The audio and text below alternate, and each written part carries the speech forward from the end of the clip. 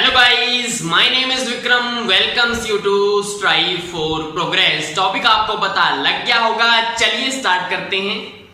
Simple interest के question करने से पहले थोड़ा सा बेसिक हम देख लेते हैं। सिंपल इंटरेस्ट में क्या होता है, ब्याज की राशि हर वर्ष समान होती है, पहला पॉइंट।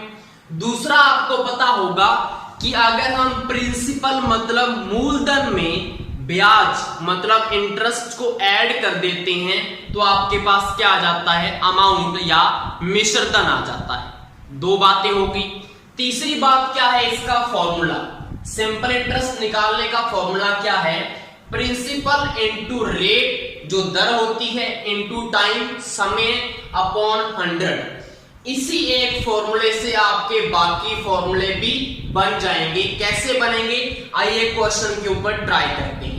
हमारा फर्स्ट क्वेश्चन क्या है, प्रिंसिपल आपको 12,000 रुपए दे रखा है, रेट आपका 8% है, टाइम 3 वर्ष है, सिंपल इंटरेस्ट व अमाउंट आपको फाइंड करना है।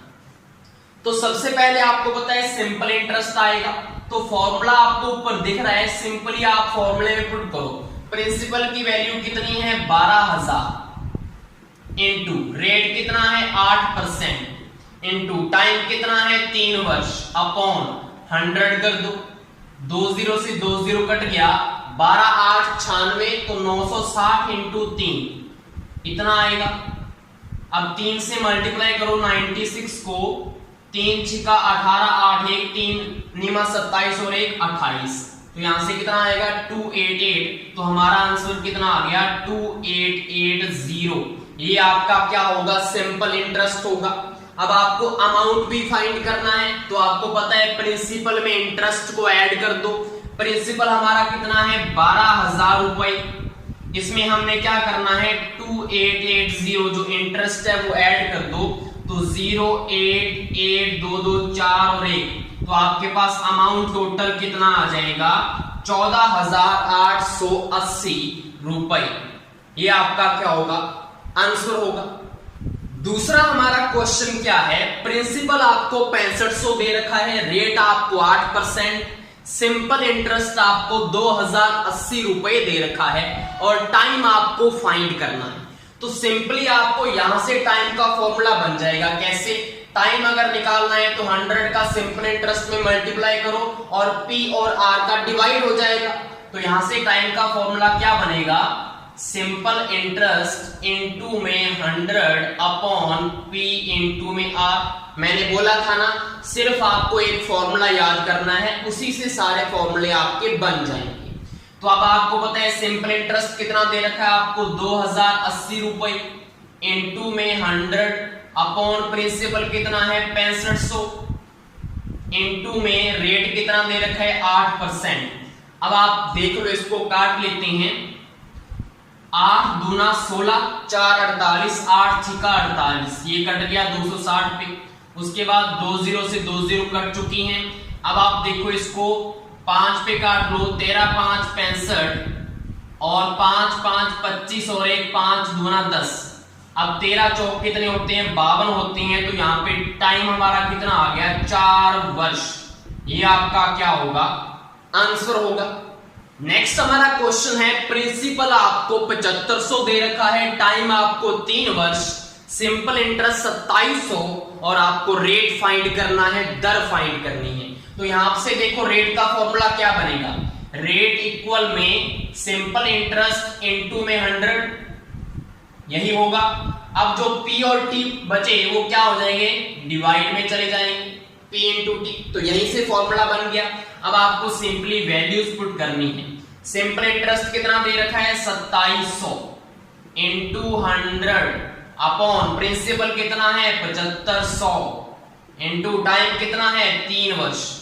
अब इसको सॉल्व कर लो, 3 नीमा कितने होती हैं 27, तो 900 तो यहां से बन गया, 20 से 20 काट दो।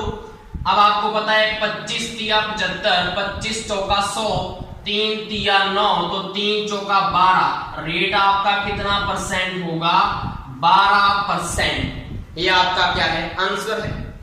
नेक्स्ट हमारा क्वेश्चन है, एक व्यक्ति बैंक से कुछ धनराशि 8% की दर से 3 वर्ष के लिए उधार लेता है। वह 3 वर्ष में कुल 9,610 रुपए लौटाता है। उधार ली गई राशि ज्ञात करो। तो क्या दिया हुआ है क्वेश्चन में, आपको दर दे रखी है 8%, आपको मिश्र धन दे रखा है 9610 रुपए और आपको मूलधन इसमें फाइंड करना है। तो अगर उसने कुछ धन राशि बोली है तो मैंने मान लिया कि मेरा जो प्रिंसिपल है वो मैंने 100 रुपए मान लिया, मूलधन कितना है 100 रुपए। अब आपको दे रखा है कि ब्याज जो है वो 8% लगेगा 1 साल के लिए, आपको कितने दे रखे हैं 3 साल, तो टोटल ब्याज कितने का लगा 8 या 24।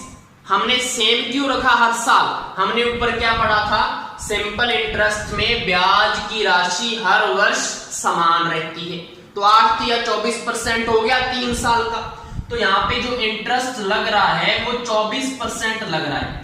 मुझे बताओ अगर प्रिंसिपल 100 है, 100 का 24% अगर इसमें ऐड करेंगे तो आपको टोटल मिश्र धन कितना मिलेगा, 124 मिलेगा या नहीं मिलेगा, बिल्कुल। लेकिन आपको एक्चुअल में मिश्र धन कितना दे रखा है 9,610 रुपए, उसको यहां पे लिखो और आपको फाइंड करना है मूलधन, तो उसको यहां पे क्वेश्चन मार्क लगा दो। क्लियर। अब आपको पता है इसको ऐसे सजाना होता है और इसको कैसे कैलकुलेट करेंगे, आपको पता है कि 9610 रुपए हैं वो किसके इक्वल है 124 के, और मल्टीप्लाई में क्या करते होते हैं जिसको फाइंड करना होता है, आपको मूलधन फाइंड करना है, कितना है 100। आपको एक्चुअल में मूलधन कितना होगा वो पता लग जाएगा। सॉल्व कर लो, 4 तिया 12, 4 एकम 4, ये कट चुका है। अब आप देखो ये किस पे कटेगा, 9610 रुपए हैं, अगर ये किसी पे नहीं कट रहा तो इसको काट दो, 25 चौका 100 होते हैं। क्लियर। अब आपको पता है 31 का अगर इसमें डिवाइड दें, 31 तिया कितने होती हैं, 3 एकम 3, 3 तिया 9, 93, 93, कितने बचेंगे 3 बचेंगे, एक है आगे 31 एकम 31, ये कट गया पूरा। अब आप क्या करो 25 को 31 से मल्टीप्लाई कर लो, 5 एकम 5, 5 तिया 15, 2 एकम 2, 2 तिया 6, 5 5 और 2 7, 6 और 1 7, तो आपके पास कितना आ जाएगा 775 और 1 0 ये पड़ी, तो ये आपका क्या होगा प्रिंसिपल होगा, कितना होगा 7,750 रुपए, जिसके ऊपर 8% का क्या लगा ब्याज लगा और आपको मिश्र धन कितना लौटाना पड़ा 9,610 रुपए। इस तरह से इस क्वेश्चन को किया जाता है। नेक्स्ट हमारा क्वेश्चन है, एक व्यक्ति 2 स्कीमों में कुल 7500 रुपए निवेश करता है, मतलब आपको मूलधन कितना दिया हुआ है 7500 रुपए। एक स्कीम की ब्याज दर 4% व दूसरी की दर 10% है। यदि 2 वर्ष के अंत में उसे दोनों स्कीमों से कुल 900 रुपए का लाभ प्राप्त हुआ तो दूसरी स्कीम में निवेश की गई राशि ज्ञात करो। दूसरी स्कीम में उसने कितने रुपए लगाए, हमने ये फाइंड करना है। आपको पता है कि उसको टोटल जो लाभ हो रहा है वो कितना हो रहा है 900 रुपए। जो उसको लाभ हो रहा है वो है क्या चीज, जो उसको ब्याज मिल रहा है, तो ब्याज की राशि आपको कितनी दे रखी है 900 रुपए। किसके ऊपर ब्याज 7500 रुपए के ऊपर। आप क्या करो टोटल ब्याज कितने % लगा वो फाइंड करो, मतलब ब्याज की दर। तो पहले तो इसका फॉर्मूला बनाओ, rate is equal to simple interest into 100 upon क्या आएगा प्रिंसिपल इनटू टाइम, यही आएगा। अब रेट निकालो आप, सिंपल इंटरेस्ट कितना है 900 रुपए का लाभ हुआ टोटल इनटू 100 अपॉन प्रिंसिपल कितना है 7500 रुपए इनटू टाइम कितना है 2 साल के लिए, तो यहां से 2 0 से 2 0 कट गया, हो जाएगा। अब देखो यहां पे 2 चौका 8, 2 5 10, 2 0 0, यहां पे इतना आएगा। उसके बाद देखो 15 5 75, 15 तिया 45, 15 0 0, उसके बाद देखो 5 6 का 30, तो यहां पे रेट आपका कितना आ गया 6%। आपका टोटल जो ब्याज की दर है वो 6% है। अब आप क्या करो इसको तो मिडिल में लिखो 6% को। अब आपको 2 स्कीमों के ऊपर गौर करना है। एक स्कीम की ब्याज दर 4%, तो इसको तो यहां पे लिख दो 4% तो है पहली स्कीम वाली। दूसरी स्कीम कितनी है 10% दूसरी स्कीम में है, यही है। अब आप क्या करते होते, जैसे एलिगेशन में करते होते हो वैसे करना है। 6 में से 4 गया 2 आएगा, 10 में से 6 गया 4 आएगा। यहाँ पे रेशो कितना बनेगा, 2 एकम 2, 2 दूना 4, मतलब 2:1 आ चुका है, इनका अनुपात आ चुका है। अब आपको पता है कि टोटल अमाउंट कितना है आपके पास, मूलधन कितना है, 7500 रुपए है। तो यहाँ पे अब इसके बाद इसका क्या होगा हम देखते हैं, थोड़ा सा रुकिए। आपको पता है कि टोटल 7500, तो ऊपर तो लिखो 7500 अपॉन नीचे क्या आएगा, टोटल अनुपात, जैसे हम रेशो में करते होते थे। टोटल कितना है, 2 + 1 3 नीचे लिख दो, इनटू कौन सी स्कीम की निकालनी है, दूसरी स्कीम में कितने लगाए, दूसरी स्कीम वाला रेशो कितना है, 1 है, तो इनटू में क्या कर दोगे, 1 कर दोगे, सिंपली आंसर आ जाएगा। 25 या 75 होते हैं, तो यहाँ पे आपका आंसर आ गया 2500 रुपए उसने किसमें लगाए हैं, दूसरी स्कीम में लगाए हैं। अगर उसने पूछा होता पहली स्कीम में कितने लगाए, तो 2 से मल्टीप्लाई हो जाता यहाँ पे, तो कितना आ जाता 50, मतलब 5000 रुपए पहली स्कीम में लगाए, तो टोटल कितना बनेगा, 7500 बन जाएगा ना। तो ऐसे किया जाता है इस क्वेश्चन। नेक्स्ट हमारा क्वेश्चन है, एक व्यक्ति 2 बैंक में कुल 65,000 रुपए क्रमशः 8% व 5% की दर से 5 वर्षों के लिए निवेश करता है। यदि समय अवधि के अंत में उसे दोनों बैंकों से समान लाभ हो तो दूसरे बैंक में निवेश की गई राशि ज्ञात करो, कि दूसरे बैंक में उसने कितने रुपए डाले थे। तो यहां पे उसने क्या बोला है कि समान लाभ, मतलब क्या है कि दोनों बैंकों से जो ब्याज की राशि मिल रही है वो समान है। तो ब्याज का फॉर्मूला आपको पता है, simple interest P × R × T/100 होता है। आपको पता है कि ब्याज दोनों बैंकों का समान है।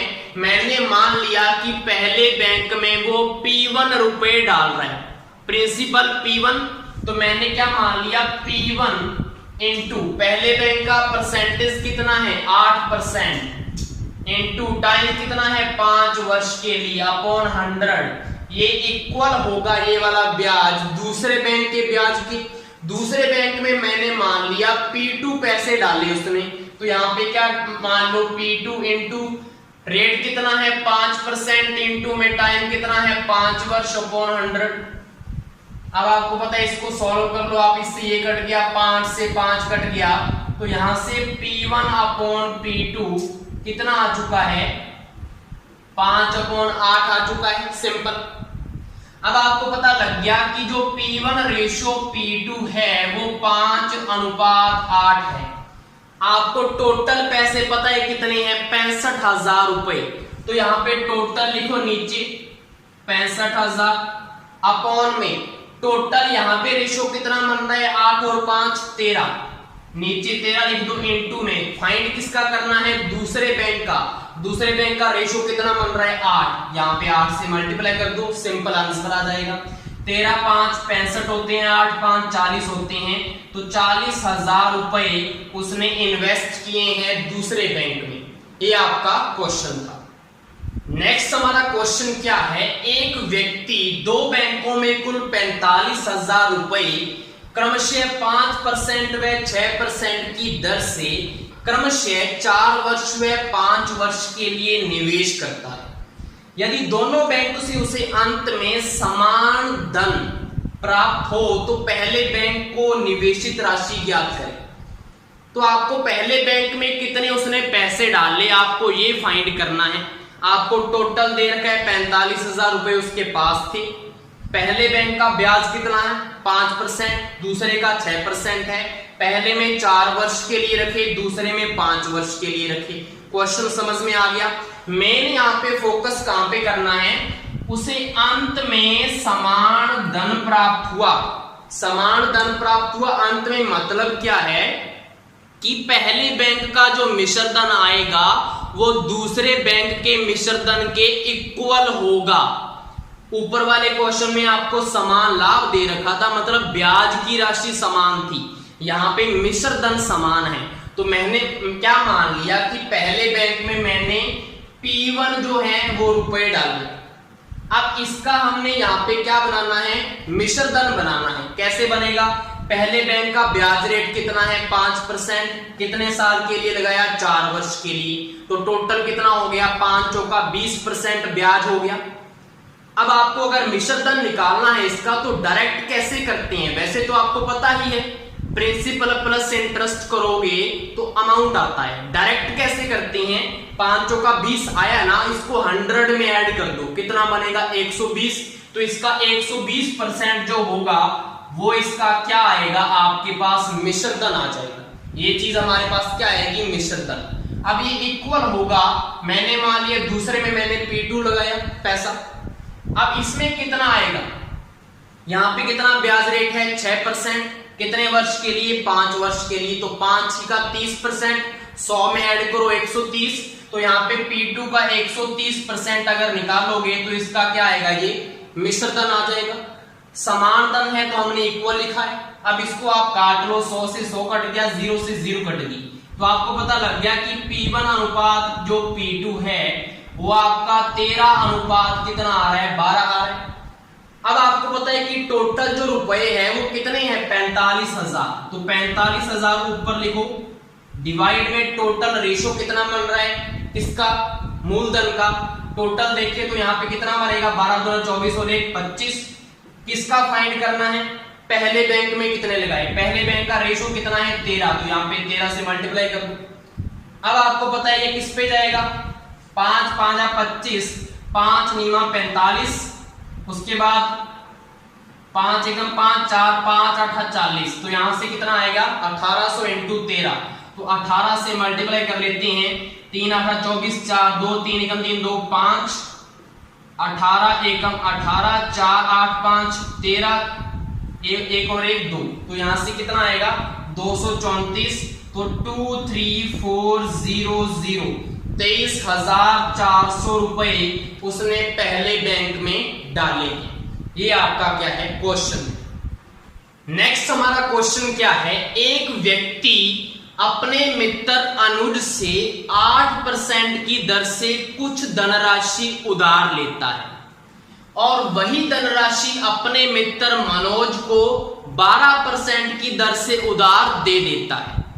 यदि इस व्यक्ति को 4 वर्षों में कुल 2820 रुपए का लाभ हुआ तो अनुज से उधार ली गई राशि होगी। क्वेश्चन समझ में आया, एक अनुज फ्रेंड है, अनुज से एक व्यक्ति ने रुपए कितने लिए आपको नहीं पता, लेकिन आपको यह पता है कि 8% की दर से लिए हैं। वो रुपए लेकर उसने अपने फ्रेंड मनोज को कितने परसेंट पे दिए, 12% की दर से।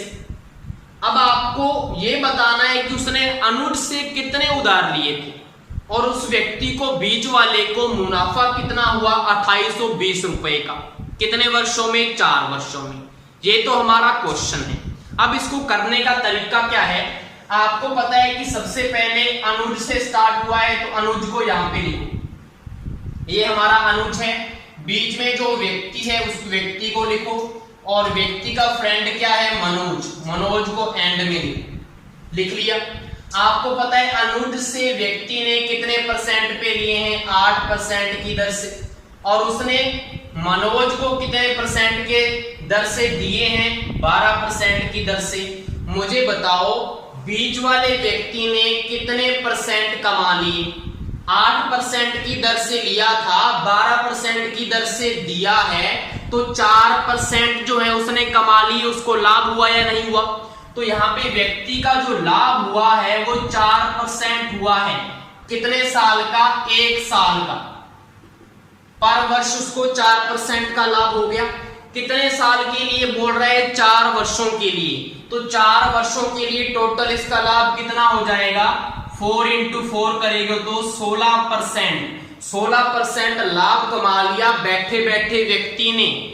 एक व्यक्ति से पैसे लिए, दूसरे को उससे ज्यादा रेट पे ऊपर दे दिया, उसका क्या लगा, उसको 16% लाभ हो गया। अब आपको पता है 16% जो लाभ है वो उसके 2820 रुपए के इक्वल होगा या नहीं होगा, बिल्कुल। आपको फाइंड क्या करना है कि पहले वाले से कितने रुपए उसने लिए, तो आप पहले वाले से जो रुपए थे वो 100% मान के चलते हो कि सारा रुपया तो उसी का है ना 100%। आपको क्या करना है, यही 100% फाइंड करना है। आपको 2820 रुपए दे रखा है, वो ऊपर लिखो। ये किसके इक्वल है, 16% के। नीचे लिखो क्या फाइंड करना है, पहले वाला 100। समझ में आ गया, इसको सॉल्व कर लो, आंसर आ जाएगा। तो यहां पे देखो 4 चौका 16, 25 चौका 100। अब देखो 4 7 28, 1 4 3 12 0। 73 को 25 से मल्टीप्लाई कर लो। 5 3 15, 5 1 5 7 35 और 1 36, 2 3 6 2 7 14। तो यहां से 5 है 6 12, 2 1 4 3 7 और 1 8 1। आपके पास आंसर कितना आया, 18 25 और एक ये 0 है। आपका कितना आंसर आएगा, 18,250। नेक्स्ट आपका क्वेश्चन है, कुछ धनराशि 2 वर्षों में 7200 रुपए व 5 वर्षों में 9000 रुपए हो जाती है।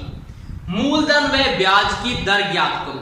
तो आपको कुछ राशि वो क्या है वो फाइंड करनी है। आपको क्या दिया हुआ है कि 2 वर्षों में, टी का मतलब टाइम, 2 वर्षों में 7200 रुपए, 2 वर्षों में 7200 रुपए हो रही है और 5 वर्षों में वो कितनी हो रही है, 9000 रुपए। मुझे यहां से ये बताओ कि 3 वर्षों में कितनी वो बढ़ चुकी है, वो उसका लाभ होगा या नहीं होगा।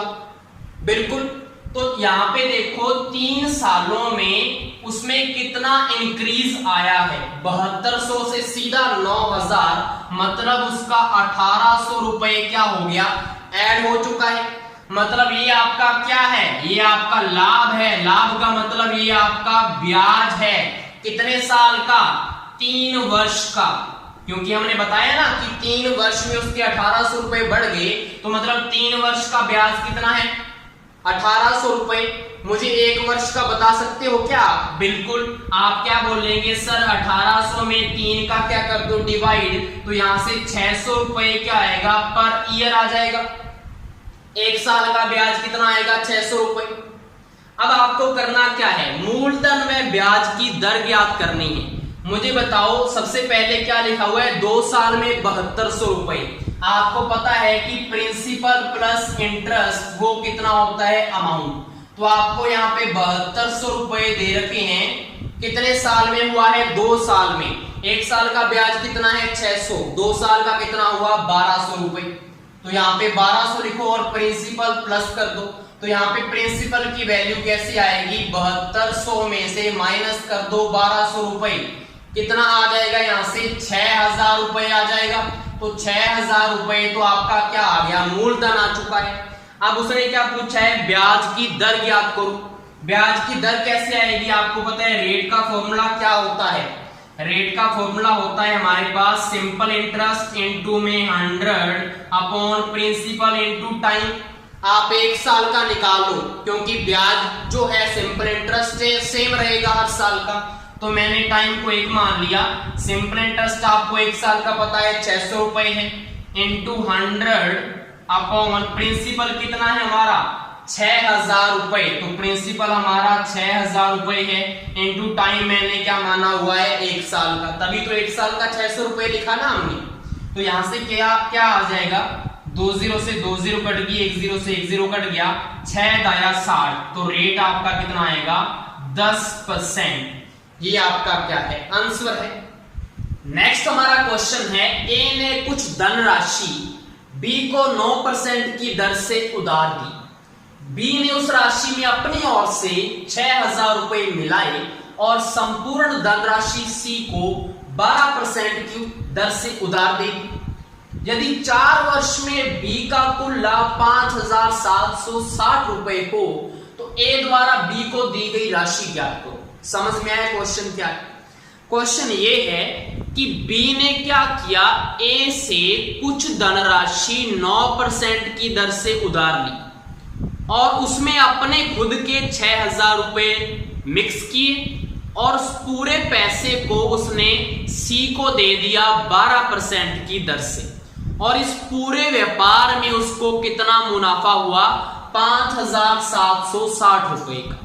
अब आपको ये बताना है कि ए ने बी को कितने पैसे दिए थे। क्लियर? तो चलिए करते हैं इसको। आपको पता है कि बी को कितना लाभ हुआ, 5,760 रुपए। आप उसको यहां पे लिख लो पहले।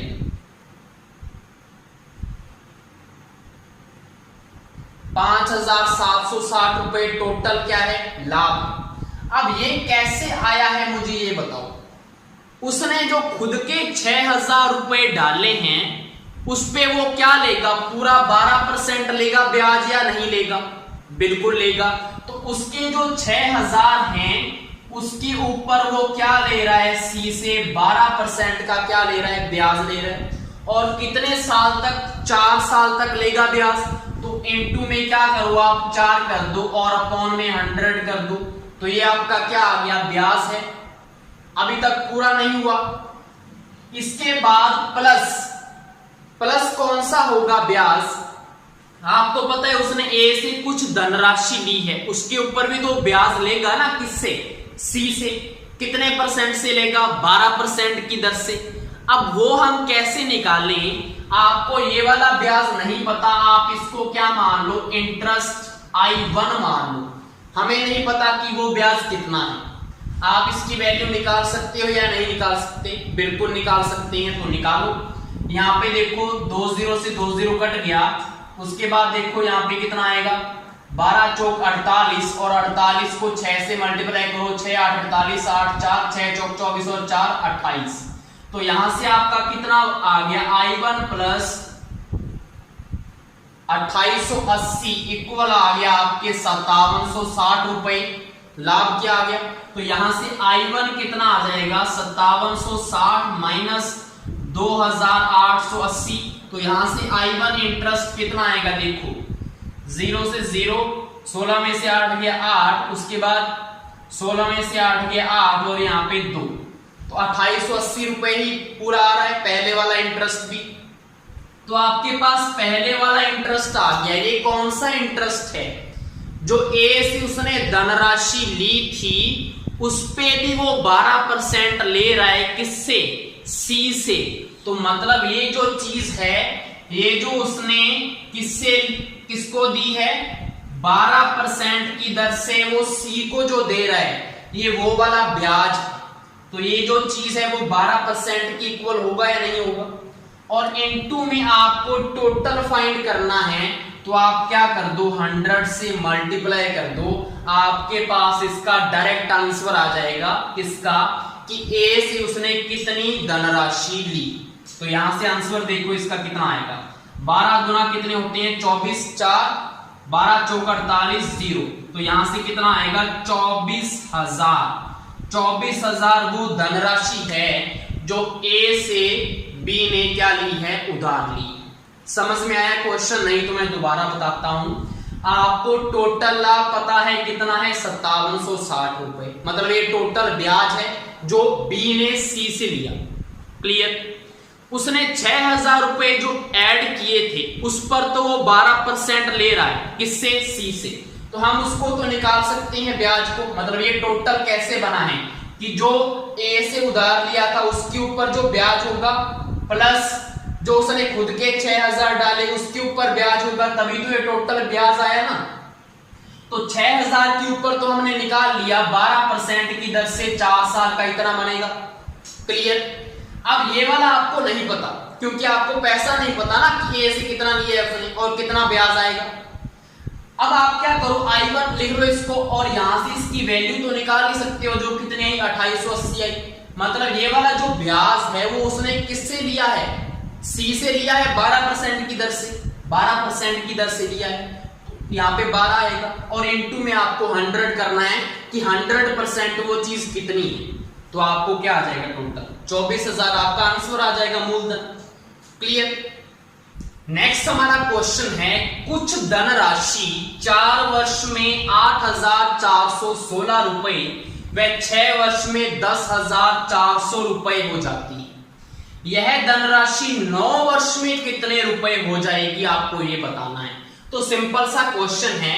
देखो 4 वर्ष में उसने कितना बताया है, 4 वर्ष में वो राशि 8,416 रुपए होती है और 6 वर्ष में वो राशि 10,400 रुपए होती है। मुझे बताओ कि इन 2 वर्षों में उसे कितना ब्याज मिल रहा है। 4 से 6 वर्ष में 2 वर्ष हुए ना डिफरेंस, तो 2 वर्षों में उसका आप ब्याज देख लो कितना है। तो 10,400 में से 8416 माइनस किया, 10 में से 6 गया 4, 9 में से 1 गया 8, यहाँ पे कितना बचा 13, 13 में से 4 गया 9 और यहाँ पे कितना है 9, 9 में से 8 गया 1, तो यहाँ से कितना आएगा 1984 रुपए उसका क्या है 2 साल का ब्याज है। यहां से आप उसका 1 साल का ब्याज निकाल सकते हैं। बिल्कुल आप बोलोगे सर 2 का डिवाइड कर दो, तो कर दो 2 का डिवाइड, 2 निमा 18, 1 असल 2 निमा 18, 2 दूना 4, तो 992 रुपए उसका 1 साल का क्या है ब्याज है। आपको क्या करना है, यह धनराशि 9 वर्ष में कितने रुपए हो जाएगी। अब आपको 4 से 6 वर्ष का पता लग गया, 9 वर्ष जानने तक आपको कितने साल का डिफरेंस आया 3 साल का। आप 3 साल का ब्याज निकाल लो कितना आएगा। 1 साल का पता है, 3 साल का निकालोगे, 3 से मल्टीप्लाई करो, 3 दूना 6, 3 निमा 27, 7 2, 3 निमा 27 और 2 29, 2976 रुपए क्या होगा वो यहां तक आने का क्या होगा वो ब्याज होगा। 6 वर्ष से 9 वर्ष आने में इतना ब्याज ऐड होगा। यहाँ पे कितनी अमाउंट है हमारे पास 10,400 रुपए यहाँ पे हैं। इसमें ये वाला ब्याज जो है वो ऐड कर दो तो आपको पता लग जाएगा कि 9 वर्ष बाद वो राशि कितनी हो जाएगी। यहां से 7 आएगा, 9 और 4 13, 3 1 2 और 1 3, तो 13,376 रुपए 9 वर्ष बाद वो रुपया बन जाएगा। नेक्स्ट हमारा क्वेश्चन है किस्तों के ऊपर। 16,500 रुपए की कुल देय धनराशि को 3 समान वार्षिक किस्तों में लौटाया जाएगा। यदि ब्याज की दर 10% हो तो प्रत्येक किस्त की राशि क्या होगी। तो किस्तों वाले क्वेश्चन करने की एक बेस्ट ट्रिक मैं आपको बताता हूं। आपको क्या करना है, आपको किस्तें कितनी बताई हैं 3 समान वार्षिक किस्तें। तो आपने सबसे पहले क्या करना है, यहां पे 3 बार 100 लिखना है। 3 बार 100 लिख लिया क्योंकि 3 वार्षिक किस्तें हैं। अब आपने इसमें प्लस लगा देना है और इसके ऊपर इंटरेस्ट कितना लग रहा है 10% का। अगर आपको 3 वार्षिक किस्तें दी हैं तो यहाँ पे आप क्या करोगे 10 को 2 से मल्टीप्लाई करना स्टार्ट करोगे, क्योंकि 3 है तो 1 कम कर दिया। उसके बाद यहाँ पे 2 है, उसके बाद यहाँ पे 1, यहाँ पे 1 है, उसके बाद यहाँ पे 0। ये समझ में आ गया। अब आपको इसको टोटल फाइंड करना है कितना आएगा। आपको पता है 10 गुना 20 हो जाएगा, तो यहां से कितना आएगा 100 प्लस 20 120 आ जाएगा। यहां से 10 से कम 10, 100 प्लस 10 कितना आएगा 110, 10 इंटू 0 0 हो जाएगा, तो 100 का 100 आ जाएगा।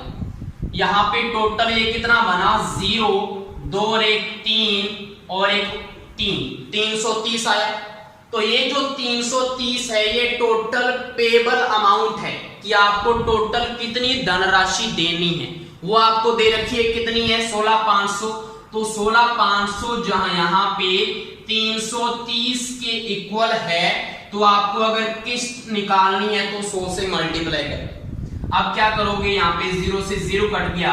उसके बाद देखो ये किसी पे जाता है क्या 5 पे जाएगा, क्योंकि 33 5 कितने आएंगे 165, तो यहां से कितना आएगा 5,000 रुपए। तो आपकी जो एक किस्त की राशि होगी वो 5,000 रुपए होगी। इतना सिंपल है, मेथड समझ में आ गया। अगर आपको यहाँ पे 3 समान किस्तें दी हैं तो 3 बार 100 लिखो, प्लस प्लस लगाओ, आपको जितना ब्याज दे रखा है उसको लिखो। इनटू में क्या करना है, अगर 3 किस्तें दी हुई हैं तो 2 से स्टार्ट करना है, फिर 210, फिर पूरा टोटल ऐड करके जो आपको धनराशि दे है उसके वो इक्वल आएगा और उसको 100 से मल्टीप्लाई करना है। अगर यहाँ पे आपकी 4 समान किस्तें होती तो आप यहाँ पे स्टार्ट किससे करते 10 इंटू 3 से स्टार्ट करते, एक कम से स्टार्ट करना है।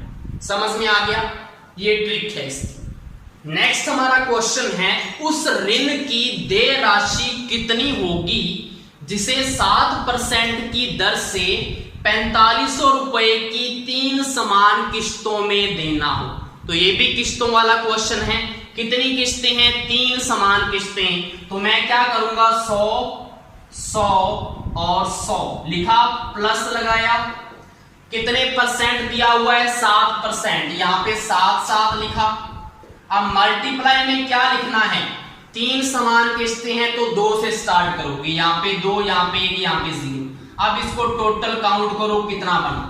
7 दूना 14, 100 प्लस 14 कितने होते हैं? 114 आ जाएगा। 7 एकम 7, 107 आएगा और यहाँ पे आएगा 100।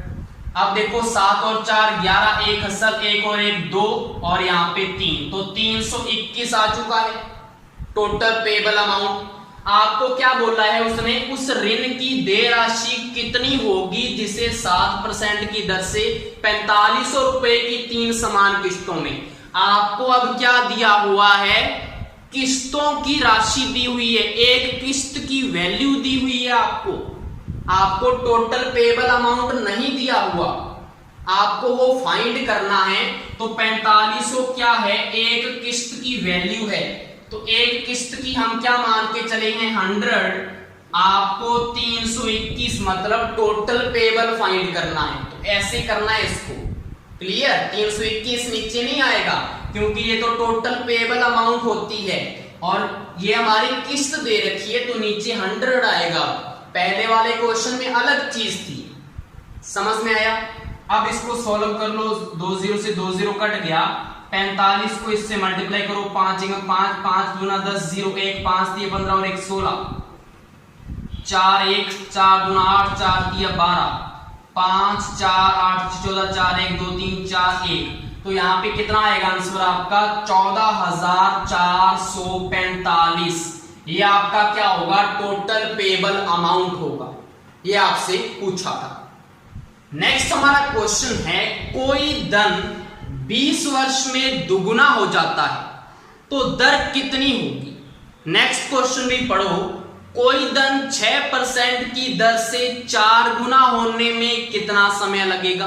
अगर इस टाइप के क्वेश्चन आते हैं जिसमें आपको धन दिया हो दुगुना चौगुना हो जाएगा, आपको या तो रेट दिया होगा, टाइम पूछा होगा, या टाइम दिया होगा, रेट पूछा होगा। तो इसका एक डायरेक्ट फॉर्मूला है जो आपने यूज करना है। रेट इक्वल में n-1 इंटू 100 अपॉन टाइम। ये आपका डायरेक्ट फॉर्मूला है। अगर आपको रेट निकालना हो तो ये फॉर्मूला बन जाएगा और अगर आपको टाइम निकालना हो तो क्या बनेगा फॉर्मूला? यहीं से n-1 इंटू 100, तब नीचे क्या चला जाएगा? रेट चला जाएगा। तो एक फॉर्मूला याद कर लो, दूसरा उसी से बन जाएगा। तो फर्स्ट क्वेश्चन क्या था? कोई धन 20 वर्ष में दुगुना हो जाता है तो दर कितनी होगी? तो दर के लिए रेट वाला फॉर्मूला लगाओ। n यहाँ पे क्या होगा? दुगुना 4 गुना, वो वाला जो नंबर है वो n की वैल्यू है। नंबर कितना है? दुगुना। दुगुना मतलब n की वैल्यू 2 है। तो 2 - 1 इंटू 100 अपॉन टाइम। टाइम कितना दिया हुआ है आपको? 20 वर्ष। अपॉन में 20 आ जाएगा। तो 20 5 100, 2 में से 1 आएगा। तो यहाँ पे रेट कितना आएगा? 5%। ये आपका क्या होगा? आंसर होगा। नेक्स्ट क्वेश्चन क्या है? कोई धन 6% की दर से, तो टाइम पूछा है तो टाइम वाला लगा दो। कितना बोला है? 4 गुना। तो n की वैल्यू कितनी है? 4। तो 4 - 1 कितना हो गया? 3 इंटू में 100 अपॉन रेट कितना दे रखे है? 6। तो 3 दूना 6 और 50। तो 50 वर्षों में वो क्या हो जाएगा? धन उसका 4 गुना हो जाएगा। तो ऐसे क्वेश्चन को करने का ये फॉर्मूला है। नेक्स्ट हमारा क्वेश्चन है, कोई धन राशि 20 वर्षों में 4 गुना हो तो 7 गुना होने में कितना समय लेगी?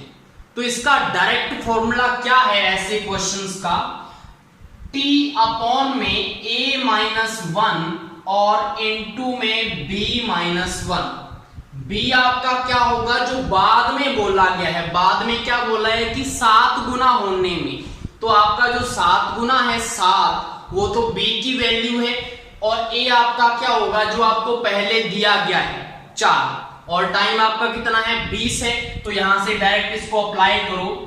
20 अपॉन a कितना है जो स्टार्टिंग में दे रखा है 4 माइनस 1, और इंटू b कितना है जो बाद वाला है b से बाद, तो यहाँ पे 7 माइनस 1 करना है, तो यहां से कितना आएगा 20 अपॉन 4 माइनस 1, 3 इंटू 7 माइनस 1 6, तो यहां से 3 दूना 6, 20 दूना 40, तो यहाँ पे आपको 40 वर्ष लगेंगे उस धन को 7 गुना होने में। इतना सिंपल।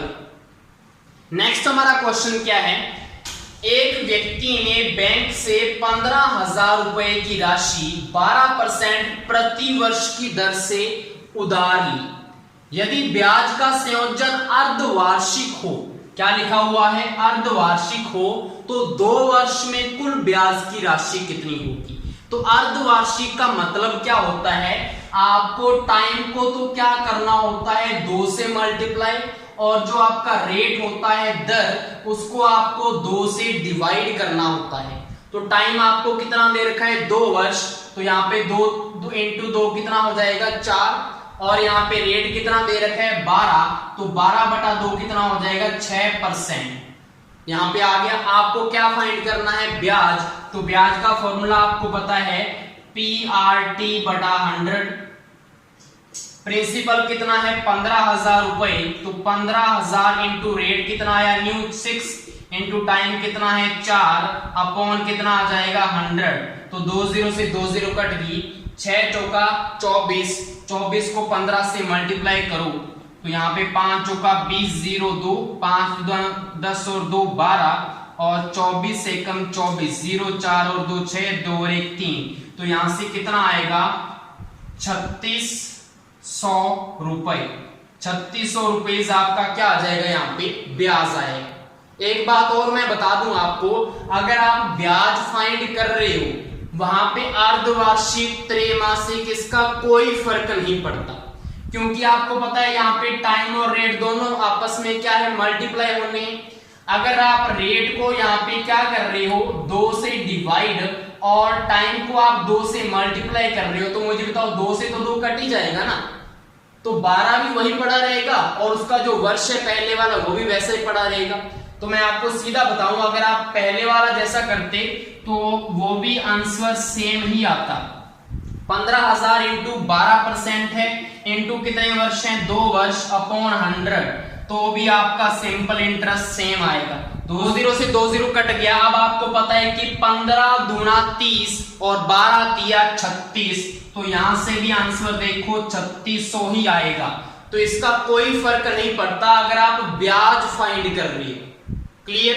अब जैसे कि नेक्स्ट हमारा क्वेश्चन क्या है, दर अगर 16% वार्षिक है, मूलधन अगर 15,000 रुपए है और त्रैमासिक संयोजन किया जाता है, तो 3 वर्ष बाद ब्याज की गणना करो। वैसे मैं आपको बता दूं त्रैमासिक का मतलब क्या होता है क्वार्टर, क्वार्टर का मतलब 1/4 करना है आपको। तो आपको यहाँ पे क्या करना है, जो रेट है उसको तो 1/4 करना है, कितना दे रखा है 16, तो 16 का 1/4 करोगे तो 4% तो रेट हो जाएगा, और जो टाइम होता है उसको 4 से गुना करना है। टाइम कितना दे रखा है 3 वर्ष, तो यहां से कितना आएगा 12। लेकिन मैंने बोला है अगर आपको ब्याज ही फाइंड करना है तो इसका कोई फर्क नहीं पड़ेगा, आप इसको डायरेक्ट कर सकती हो। 15,000 इंटू कितना है 16% इंटू 3/100, सेम आंसर आएगा, देख लेना आप।